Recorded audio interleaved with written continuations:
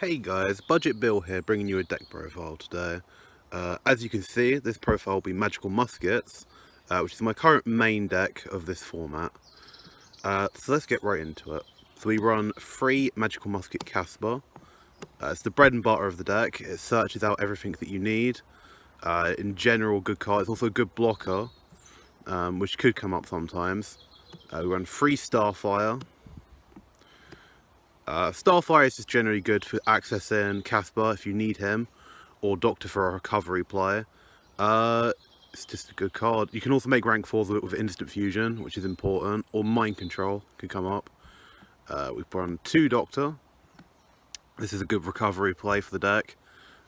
In a position where you have little resources and you have this on 1 spell card, you can just every turn at least recur 1 resource for which to use. Next up is Magical Musketeer Kid Brave. Kid Brave is the most unknown of the 4 that I run. You don't know what you're going to get off the top 2 until you see them, but sometimes it can be a lifesaver. Final monster for the count is Dinoressa Pankratrops. This is a primarily going second deck, so this is important to run. Because it can break boards and it's strong. Let's go into the spells now. To start things off for this format, we run 3 Cosmic Cyclone to deal with those Eldritch decks. Completely shuts off their recursion, and if your opponent doesn't run spells and traps, occasionally you can use this in a pinch to activate on one of your own back row that's dead in the situation, like an evenly matched, to get a search off, which could change the game. For one-off, we play Instant Fusion and Mind Control, Upstart Goblin. These are all generally good for going second decks, Upstart Goblin less so. But it is just a generally good card, because with any musket, you draw a card, but you also recur the resource the musket offers to you. Next up is Dark Ruler No More. Being a primarily going second deck, this is really important. And we don't run any hand traps in this, as you may have noticed, so it's important to have a blowout card like this that can get us through their boards to completely remove them from the game. Next up is 3 Cross Dominations. Cross Dom is the most simple out of all of them in this deck. Target a monster, negate its effects, make its attack 0. It means even Magical Musketeer Max can beat over stuff, which is really important sometimes, because you may be facing something quite big. Only thing is, it can't deal with things that can't be targeted. But that's just is how it is. For the final spell count, we have Pot of Desires. Pot of Desires is a free off, it's a bit risky, but I feel it's quite good, because you usually banish at least one of the other copies off of itself, and it's generally a card you want to see, because you want to trigger your muskets as much as possible, or potentially draw into them if you haven't seen any. We'll move into the spell count, trap count. We run 2 Crooked Crowns. Crooked Crown is just a generally good choice. Special summons, so you can set it to the field, activate it during your opponent's turn, if nothing else. But it's really good. You can also lock them out of a zone, so if they have link monsters primarily, you can use that to lock them out of an important zone for guard dragon plays, for example. Next up, we want 3 Musketeer Desperado. Desperado is just a good free of. It's pretty standard. Target a card on the field that's face up and pop it. It's also our Optimistic Mind if they play it. Next up is 3 Evenly Matched. Being a go in second deck, this is a very important card in conjunction with Dark Ruler No More, as you can easily completely wipe a board. It's also good out to control decks like Eldritch if they don't have the counter trap active. We also have 3 Last Stand. Last Stand is just a generally good card. Counter trap gets you through things like trap tricks that would floodgate your only normal summon, which is vital to go through, and they can't respond to it unless they have their own Solemn Judgment or other counter trap. Final card for the main deck is Dancing Needle. This card is amazing against the meta right now. Eldritch, Adamastia, Salamangreat. Just banish all the important things like Jaguar. You banish the Eldritch traps, the spells, and the recursion just goes completely offline. And if you ever see Orchestra about, this is great for that as well. It's generally good graveyard removal. Moving into the extra deck, we want 2 XYZ monsters used with instant fusion and with Starfire, being Baguska and Abyss Dweller. Baguska is amazing for the Adamantia matchup because they can't activate their effects in defense mode, and they're primarily synchros. The main links they play are like Auroradon, which would require a fair amount of setup to get into before the battle phase.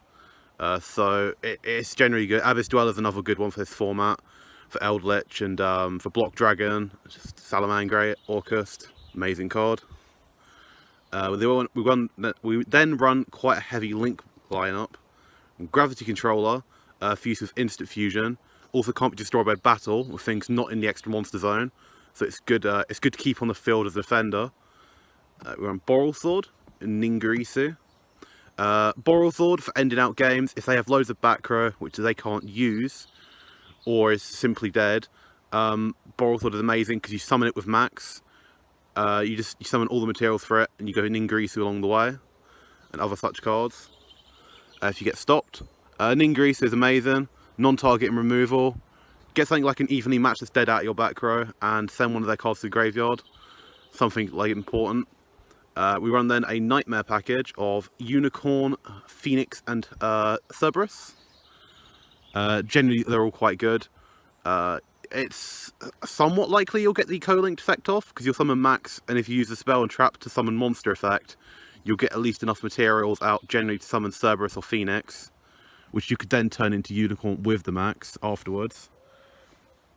To use with the instant fusion, we run Cross Sheep, which is quite good, and there is also Link Karibo for use with instant fusion for 1000 Eyes. Cross Sheep is for Mud Dragon and 1000 Eyes as well, but this can revive any musket from the graveyard, along with 1000 Eyes if you've already used it, for example. We then go 3 Magical Musketeer Max. This is the absolute key card of the deck. It's amazing. When it's link summoned, add cards to your hand equal to the number of monsters on their field. You add spells, or if they have loads of spells in the back row, you add monsters up to the amount of spells in their back row. Amazing card.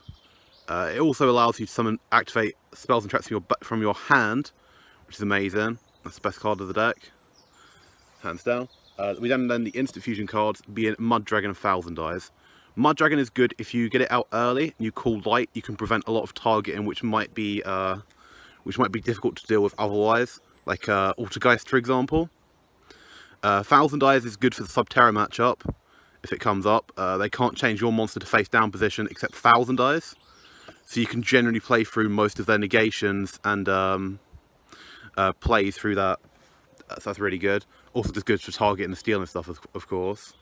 Also good for the rank 4 plays, being Mud Dragon. We'll move into the side deck.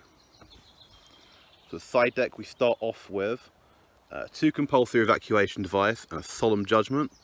Compulsory, these are all cards I'd side in if I feel like my go in second isn't strong enough against a particular deck. Compulsory, of course, is just if they have a normal summon heavy deck like Madolche, I would just throw this out on the Angeli, the Hoot Cake, the Mageline, or potentially wait until the rank 4, depending if I see them use Puddensessa, or if I have the information available. Different Dimension Grounds. This card is amazing against Adamantia. Completely shut off any kind of resources like Block Dragon from coming back or being used in the first place unless they banish from hand or field. Also just good against things that you might not see as much nowadays, like Shaddoll or Salamangreat. Of course, Orcust as well. Things that might not show up, but they could. Seeing as we're primarily a light attribute deck, goes and matches a 3 of in the side deck. If your opponent's playing a complete mix of stuff like a Needle Fiber Engine or combo of Jet Synchron, you can completely shut them out on the Link Karibo with Gozen match.